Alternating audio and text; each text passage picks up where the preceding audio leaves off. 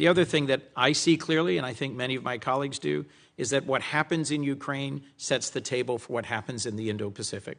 That there's an increasing coordination between the Russians, the Iranians, the DPRK, and the PRC.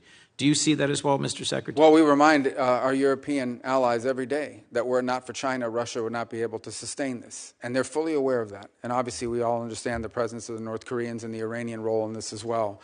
But by the same token, I would say there's a flip side to that, and that is every minute we spend, every dollar we spend on this conflict in Europe is distracting both our focus and our resources away from a potential for a much more serious and much more cataclysmic confrontation in the Indo-Pacific. So the answer is yes, they are related, but they're related both ways. They're related on the one hand by the precedent that it could set, but they're also related by the fact that every minute that we spend on this conflict that cannot be won by military means, every resource that's expended into it is money and time that's not being spent on preventing a much more serious confrontation from a global perspective in the Indo-Pacific.